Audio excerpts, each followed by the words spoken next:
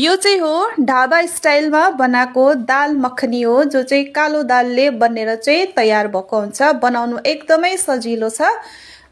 त्यसको लागि चाहिँ मैले यहाँनिर कालो दाल, पहेँली दाल 1 चम्ची अनि एकदमै कम्ती मात्रामा राजमालाई पनि मिक्स गरेर राति नै धुएर भिजाएर राखेको थिएँ र बिहान भएपछि यसलाई मैले प्रेसर कुकरमा हालेँ र पानी हालेको छु। त्यसपछि अलिकति हल्दी, त्यसपछि नुन र सानो चम्चीको 1 चम्ची मैले बटर हालेँ। दाल मखनीमा चाहिँ बटर एकदमै टेस्टी हुन्छ।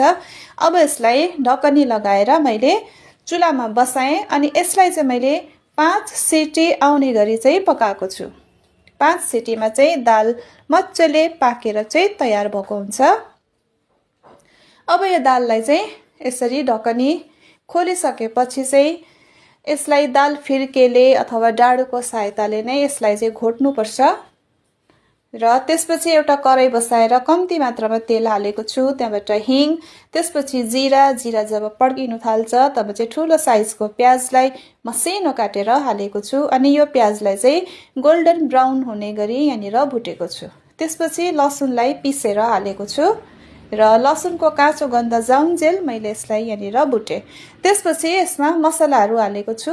हल्दी पाउडर हालेको छु, खोर्सानीको धुलो, धनियाँ पाउडर, जिरा पाउडर एकदमै कम्ती हालेको छु। त्यसपछि गरम मसला र यो मसलाहरूलाई यहाँनिर मिक्स गरिसकेपछि चाहिँ कसुरी मेथीलाई पनि हालेँ र यो पाउडर मसलाहरूलाई भुट्दा चाहिँ आगोको फ्लेमलाई लो गर्नुपर्छ, नत्र भने चाहिँ पाउडर मसला छिट्टो डढ्छ।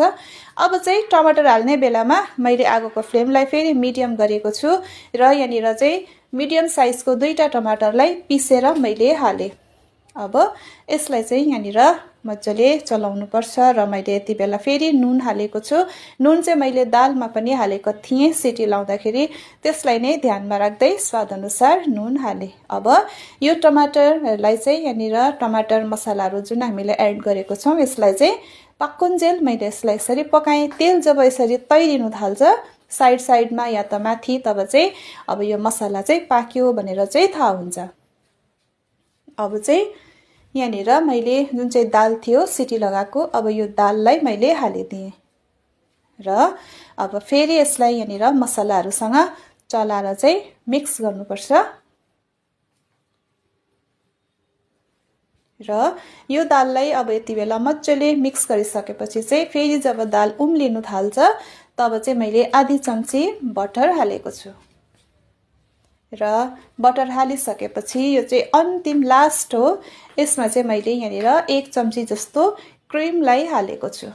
अब चाहिँ यो दाल मखनी पाकेर चाहिँ एकदमै रेडी भएको छ। एकदमै टेस्टी अनि स्वादिष्ट हुन्छ। यो यसरी चाहिँ एकदमै टेस्टी दाल मखनी तयार हुन्छ। Thank you.